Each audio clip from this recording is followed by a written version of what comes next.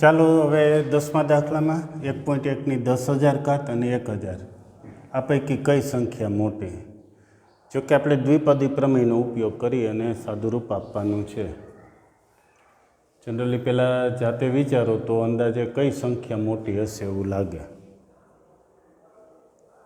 ઘણા કે 1.1ની 10,000 ઘાત મોટી થશે, ઘણા કે 1,000 મોટા થશે. કઈ થશે બહુ સહેલાઈથી નક્કી થઈ જાય. સૌપ્રથમ 1.1 એટલે 1 વત્તા 0.1 એમ લખી શકીએ. ઘાત જે છે તે એમનેમ રાખી દઈએ, બરાબર. કોઈ પણ ઘાત હોય તો વિસ્તરણ આપણે n ઘાત હોય તો NC0, NC1, NC2 થી NCn સુધી લખીએ. અહીંયા 10,000C1, 10,000C0 પહેલા પદની ઘાત લખશું નહીં, માત્ર બીજા પદની 0 ઘાત, એટલે જો કે એ પણ નહીં લખીએ. પછી આવશે 10,000C1 પહેલા પદની ઘાત લખશું જ નહીં, એકની, બીજા પદની 1 ઘાત. પછી 10,000C2 બીજા પદની ઘાત વધતી જશે 2 ઘાત. એવી રીતે પ્લસ અપ ટુ કેટલાક પદો બધા ધન પદ આવશે. કુલ કેટલા પદ? તો કુલ 10,001 પદ. આટલા કુલ પદો થશે. 10,000 ઘાત છે, જે ઘાત હોય એનાથી 1 પદ વધારે એટલું વિસ્તરણમાં મળે. હાલો મૂલ્ય લખીએ તો આનું મૂલ્ય તો 1 થશે. 0 હોય એટલે મૂલ્ય 1. 10,000C1નું સાદુરૂપ NC1 હોય તો n થાય, એમાં અહીંયા 10,000 થશે અને ગુણ્યા 0.1. એનું સાદુરૂપ આપવું હોય તો આપી શકાય, નહીંતર આપણે એમ લખી નાખીએ છીએ. પ્લસ કેટલાક ધનપદ. કેટલાક ધનપદો એમ ન લખવું હોય તો એની સંખ્યા લખી શકાય.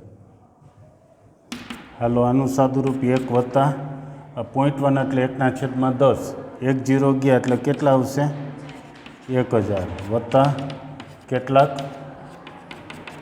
ધનપદો. કેટલાક પદો ન લખવું હોય તો આ 2 પદ ઉપરાંત હજી 9,999 પદ વધ્યા છે, બધાય ધનપદ.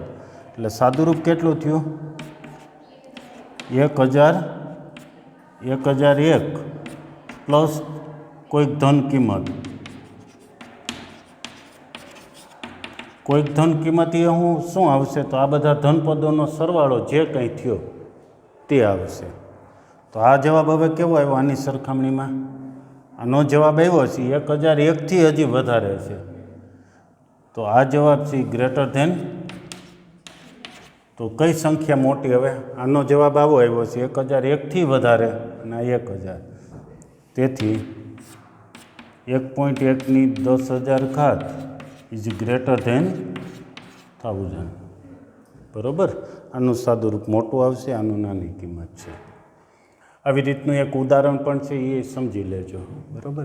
ત્યાર પછી હજી 11મો a+bની 4 ઘાત માઇનસ a - bની 4 ઘાત મેળવવાનું છે. એ મેળવા પછી એનો ઉપયોગ કરી, તે પરથી કીધું છે એટલે એનો ઉપયોગ કરીને જ આપણે આ મૂલ્ય મેળવવાનું છે. સાવ સહેલો દાખલો. સૌપ્રથમ a+bની 4 ઘાતનું વિસ્તરણ લખીએ. કુલ કેટલા પદ આવશે? 5 પદ આવશે. લખાવતા જાઓ. 4C0 એની 4 ઘાત, 4C1 એની 3 bની 1 ઘાત પ્લસ 4C2 એની 2 ઘાત bની 2 ઘાત, 4C3 એની 1 ઘાત bની 3 ઘાત, 4C4 bની 4 ઘાત તથા a - bની 4 ઘાતનું વિસ્તરણ. ઉપર જેવું જ આવશે, એક ફેરફાર શું જોવા મળશે? નિશાનીઓનો. ક્યાં કેવી નિશાની? તા પહેલું પદ એમનું, બીજું પદ ઉપર જેવું જ પણ એનું વિરોધી, ત્રીજું પદ એમને પ્લસ જ, ચોથું પદ બીની જગ્યાએ -b મૂક્યા હોય છે એટલે એ શું આવશે? માઇનસ. બાકી એમને ચોથું પદ જે છે એ જ. હવે એ બંનેનો સરવાળો કે બાદબાકી શું કરીએ તો આ મળી જશે. આ બે મેળવી ઘાતોનું વિસ્તરણ, એની બેની બાદબાકી કરીએ એટલે કે a+bની 4 ઘાત માઇનસ a - bની 4 ઘાત. બેની બાદબાકી કરીએ એટલે સરખા ચીજ ઉડી જશે. બાદબાકી કરીએ એટલે સરખા દૂર થયા અને આ બેથી 2 ટાઈમ થયા. 2 ટાઈમ શું થયું? 4c1 એની 3 ઘાત બી. પછી આ બે સરખા બાદ કરીએ એટલે ઉડી જાય. આ બે વધ્યા 4c3 એ બીની 3 ઘાત. આ બે સરખા એટલે એ દૂર થયા. આટલું આનું વિસ્તરણ થયું. આ મળી ગઈ કિંમત. હવે તેનો ઉપયોગ કરીને આ મેળવવાનું છે અને આપણે એક પરિણામ કહી દઈએ. આ પરિણામમાં એ અને બીની જગ્યાએ શું મૂકશું, કઈ કિંમત મૂકીએ તો આનું મૂલ્ય મળી જશે? કઈ કિંમત મૂકવી જોઈએ? તો એની જગ્યાએ √3 અને બીની જગ્યાએ √2 મૂકવા જોઈએ. એટલે આ પરિણામમાં એ બરાબર √3 અને બી બરાબર √2 મૂકતા એટલે એ પ્લસ √3 નો એ એટલે √3 અને બી એટલે √3 પ્લસ √2 ની 4 ઘાત માઇનસ √3 માઇનસ √2 ની 4 ઘાત. બરાબર. એ અને બીની જગ્યાએ કિંમત મૂકી દીધી. સામે તો પણ મૂકીએ એ જ કિંમત 4c1 જે ડાયરેક્ટ તમે 4 લખી શકો. પછી એની એ એટલે √3 ની 3 ઘાત અને બી એટલે √2 મૂકીશું પ્લસ 4c3 એ એટલે √3 મૂકીને બી એટલે √2 ની 3 ઘાત. એ અને બીની કિંમત મૂકી દીધી. કંઈ જ નથી. એ એટલે √3 બી એટલે √2 મૂકી દીધા. હાલો હવે સાદું રૂપ. 4c1 એટલે 4 √3 ની 3 ઘાત એટલે √3 3 વખત છે 3 √3 અને આ √2. 4c3 એટલે 4 થાય. 4c3 નું સાદું રૂપ 4c1 જેટલું થાય. √3 અને √2 ની 3 ઘાત એટલે √2 3 વખત 2 √2. હજુ સાદું રૂપ. સાદું રૂપમાંથી કંઈ કોમન નીકળે અથવા તો પહેલાં અંદર સાદું રૂપ આપી દઈએ. ત્યાર પછી 4 તેરી 12 √6 4 દુ 8 √6. હજી કૌંસમાં બેયનો સરવાળો થઈ જશે. શું સરવાળો થશે? 12 ને 8 20 √6. હજી સાદું રૂપ 40 વર્ગમૂળમાં 6. એટલું આનું સાદું રૂપ થયું. એક સરસ મજાની રીત આ દાખલામાં સમજાવી છે કે આવી રીતે વિસ્તરણ મેળવવાનું છે અને એ વિસ્તરણ વ્યાપક રીતે આવી રીતે કોઈ પણ મળે તેના ઉપરથી આપણે કોઈ કિંમત માટે મેળવવું હોય તો આ મેળવી શકીએ. તે પરથી કીધું એટલે આ મેળવવું ફરજિયાત હતું. જો તે પરથી ન કીધું હોત ને સીધું જ આ કીધું હોત તો સીધું આનું વિસ્તરણ લખત ને બેયની બાદબાકી. પણ આપણે તો ફરજિયાત આમ જ ગણવાનો હતો. પહેલાં આ બેયનું વિસ્તરણ લખી બાદબાકી કરી એટલે એ એક જવાબ મળે. એ જવાબનો ઉપયોગ કરી અને આ મેળવવાનું હતું.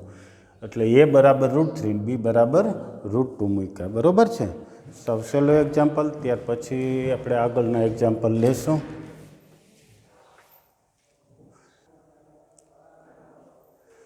ચાલો 12મા દાખલો જે હમણાં 11મો ગણ્યો એ જ રીતનો છે. સાવ સહેલો. સૌ પ્રથમ x+1 ની 6 ઘાતનું વિસ્તરણ લખી પછી x - 1 ની 6 ઘાતનું વિસ્તરણ. એ બે વિસ્તરણ મળે પછી એનો સરવાળો.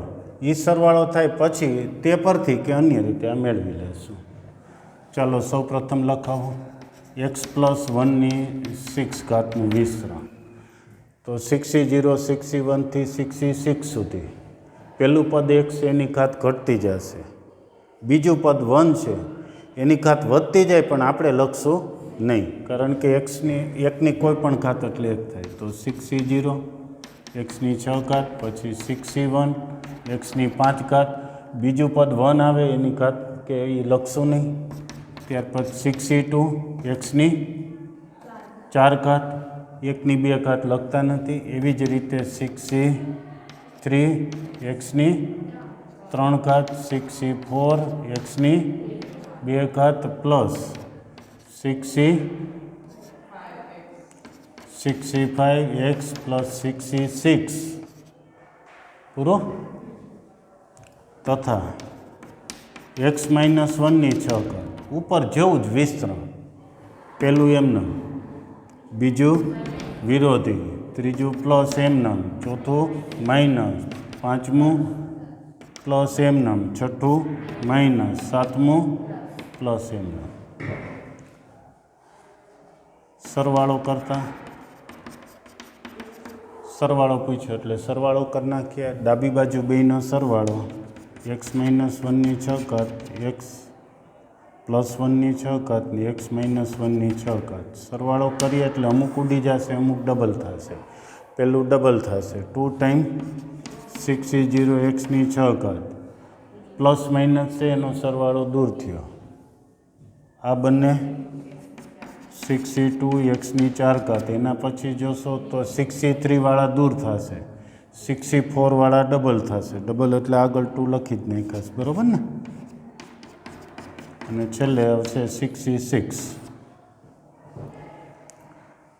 મૂલ્ય મેળવવું હોય તો હજી લખી શકીએ, લખવું હોય તો 2, 6e0 એટલે 1 એટલે xની 6 ઘાત. 6e2નું સાદું રૂપ તો 6 × 5 છેદમાં 2, 6 × 5 છેદમાં 2 એટલે 15, xની 4 ઘાત. 6e4નું 6e2 જેવડું જ થાય એટલે આ જ થશે. કેવી રીતે? 6e4 એમાં 4ની જગ્યાએ 6 - 4 લખો એટલે 2, એનું મૂલ્ય આના જેટલું જ થાય. પ્લસ 6e6 સોરી x² હજી લખવાના રહી ગયા ને પ્લસ 1, આનું મૂલ્ય મળ્યું. હવે આપણે તે પરથી ગણવું હોય તો શું કરશું? આ પરિણામમાં x બરાબર √2 મૂકતા. x બરાબર √2 મૂકીએ તો √2 - 1ની 6 ઘાત પ્લસ √2 - 1ની 6 ઘાત. ચાલો એક્સની જગ્યાએ √2 મૂકવા માંડીએ તો √2ની 6 ઘાત, 15 √2ની 4 ઘાત, ત્યાર પછી 15 √2નો સ્ક્વેર ને પ્લસ 1. સાવ સહેલું છે. √2ની 6 ઘાત એટલે 2ની 3 ઘાત, 2ની 3 ઘાત એટલે 8, 15 √2ની 4 ઘાત એટલે 2ની 2 ઘાત, 2ની 2 ઘાત એટલે 4, 15 ચોક 60. √2ની 2 ઘાત એટલે 2 થયા, 15 દુ 30 ને 1. આનો સરવાળો કરો અને એને ગુણ્યા 2 કરજો એટલે જવાબ મળી જશે, બરાબર? એટલું જાતે ગણ નાખો. ત્યાર પછી 13મો, ગાણિતીય અનુમાનના સિદ્ધાંતની રીતે ગણી શકાય એમાં આવો એક દાખલો ઉદાહરણ આવી ગયો છે. ગાણિતીય અનુમાનથી ગણી શકાય. આપણે અત્યારે આ ચેપ્ટરમાં દ્વિપદી પ્રમેયની રીતે ગણીએ છીએ. સાવ સહેલો એ રીત વધારે ટૂંકી થાય છે દ્વિપદી પ્રમેયથી. સૌ પ્રથમ આવા પ્રકારના કોઈ દાખલા હોય જેની n ઘાત હોય એના વિસ્તરણથી શરૂ કરશો. 9ની n+1 ઘાત જ છે ને? ઓકે, તો 9ની n+1 ઘાત એને જો કે આપણે 9 × 9ની n+1, 9 × 9ની n ઘાત એમ લખી શકીએ. 9 × 9ની n ઘાત. હવે એક 9 છે એ ભલે એમનેમ રહ્યા, બીજો 9 એટલે 1 + 8ની n ઘાત એવા સ્વરૂપે લખી શકીએ. જોકે બીજું પણ લખી શકાય 10 - 1 ને એવી રીતે, પણ આ અત્યારે જે પરિણામ સાબિત કરવાનું છે એને અનુરૂપ પદ આ વધારે ઝડપથી આવી જશે. એટલે જે પરિણામ સાબિત કરવું એ સ્વરૂપ જોઈ અને અહીંયા લખવું, એવા સ્વરૂપે લખશો તો વધારે સરળતા થાય, સરળતાથી ગણી શકશો. ચાલો હવે વિસ્તરણ શરૂ કરી દઈએ. 1 + 8ની n ઘાત તો nc0, પહેલા પદની ઘાત ઘટતી જાય જે લખશું જ નહીં. બીજા પદની ઘાત 8 છે, 8 છે એની ઘાત વધતી જાય. nc1 8, nc2 8ની 2 ઘાત પ્લસ અપ ટુ પ્લસ છેલ્લે સુધી ncn 8ની n ઘાત એવું લખી શકીએ, બરાબર? 9 આનું મૂલ્ય લખીએ 1, આનું મૂલ્ય 8n થશે, 8 અને આ n, આ ભલે રહ્યું nc2 8નો વર્ગ પ્લસ અપ ટુ પ્લસ એવા પદ બધા ગુણાકાર શરૂ કરી દઈએ તો અહીંયા 9 ગુણ્યા 8 72n 9 ગુણ્યા 8 ભલે એમને રહ્યા આમ તો n+1 ખાતરથી વિસ્તરણ વધારે સહેલું પડે તો અહીંથી થઈ તો જશે જ, બે ભાગ પાડવા પડશે. ઓકે, જો તો એક 8n 72 છે ને, તો એક 8n એમને રાખીને 72 થશે. તો હવે કેટલા વધ્યા? 72 માંથી આપણે 8 લખ્યા, એટલે હવે પછી કેટલા લખવા રહ્યા? 64n, બરાબર છે. પછીના NC2 8નો વર્ગ, પછીના બધા એમનો પદ, બરાબર. 9 ગુણ્યા અહીંયા 9 8 72 થઈને આવા ભાગ પાડ્યા. એ શું કામ 8n જુદા પાડ્યા છે? તો આપણે જોઈએ છીએ એવું પદ. હવે એને આ તરફ લઈ લઈએ, એટલે 9ની n+1 ઘાત છે, એમાંથી આ 9 આ બાજુ આવશે એટલે -9, 8n આ બાજુ આવશે તો -8n, એટલું થયું. હવે કેટલા વધ્યા? 64n પ્લસ NC2 8નો વર્ગ. એના પછી હું અહીંશે લખવું હોય તો NC3 8નો ક્યુબ એવા પદ હશે. હવે આમાંથી તમે જોશો તો 64 કોમન નીકળે એવું હશે ખરું? બધામાં 64 હશે? અહીંયા તો છે જ. NC2 8નો સ્ક્વેર એટલે 64 કોમન લઈ લીધા. NC3 8 વધશે. હવે પછી વધારે હિસાબ કરવાની જરૂર નથી, પણ સમજી શકાશે કે બધે 8ની 3 કે 3થી વધારે ઘાત પાછળ છે, એટલે બધામાં 8ની 2 ઘાત એટલે 64 તો કોમન નીકળે જ છે. એટલે આનો જવાબ કેવો આવ્યો? 64 ગુણ્યા કંઈક સંખ્યા, 64 ગુણ્યા કંઈક પૂર્ણાંક સંખ્યા. તો શું કહી શકીએ? આનો જવાબ કેવો આવ્યો? 64 ગુણ્યા કંઈક સંખ્યા છે, 64ના ગુણકમાં છે, એટલે 64 વડે વિભાજ્ય છે. એક રીત આ. હવે બીજી રીત, આમ ન લખવું હોય તો તમે 9 એમનેમ જ રાખો, ઉપર n+1 ઘાત ટૂંકમાં એમનેમ રાખીએ. અને બીજી રીતે એક સ્ક્રીનશોટ લઈ લેજો, જે વિદ્યાર્થીઓ ઓનલાઈન છે એ બધા, ઓફલાઈન છે એ બેઠા રહીએ. તો આપણે 9 એટલે સીધા જ 1+8ની n ઘાત એમ લખી નાખીએ.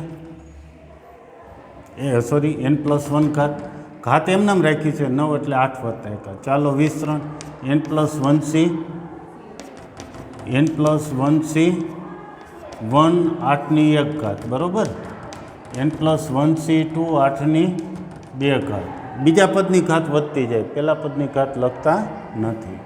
ત્યાર પછી n+1c3 8ની 3 ઘાત પ્લસ એવી રીતે અમુક પદો. ચાલો મૂલ્ય લખીએ. 0 હોય એટલે 1. આનું મૂલ્ય તમે જોશો તો શું થાય? n+1 × 8. પછીના આ બધા પદ ભલે રહ્યા એમને. આનું સાદુરૂપ 1. હવે ગુણાકાર કરો તો 8n વત્તા પછીના બધા પદો એમને. આ જે આ બધાનો સરવાળો આ બાજુ 9ની n ઘાત છે તે તરફ લઈ લે તો 9ની n ઘાત. 8n આ તરફ આવ્યા તો -8n. 8ને 1 9 છે, એને આ તરફ લઈએ તો -9.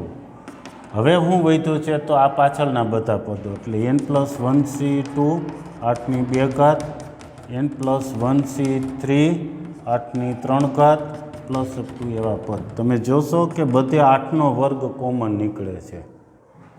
હશે બધે 8ની 2 કે 2થી વધુ ઘાતો હશે? તો કે હવે હું વધ્યું છે n+1c2 n+1c3 ગુણ્યા 8 આવા પદ છે. એટલે કે આ 64 અને ગુણ્યા m, અને કોઈ ધન પૂર્ણાંક એમ સમજી લઈએ, અને એમ કહીએ તો એમની કિંમત n-માં હશે, કારણ કે બધા જ સરવાળામાં છે. બધી જ કંઈક પૂર્ણાંક સંખ્યા આવશે. બધી પૂર્ણાંક સંખ્યાનો સરવાળો પૂર્ણાંક સંખ્યા જ આવશે, ધન પૂર્ણાંક, પ્રાકૃતિક સંખ્યા, જે 64 વડે વિભાજ્ય છે, એટલું કહી શકીએ. ત્યાર પછી n+1 યસ છે એમનામાં. ઓકે, એક જલ્દી સ્ક્રીનશોટ લઈ લો, પછી હું અહીં એક છેલ્લો દાખલો છે ઝડપથી પૂરો કરી દઉં. સાવ ટૂંકો દાખલો છે, એટલામાં જ થઈ જશે, એટલે એટલામાં જ લખી નાખું છું. શું છે હવે પછીનો દાખલો 14મો.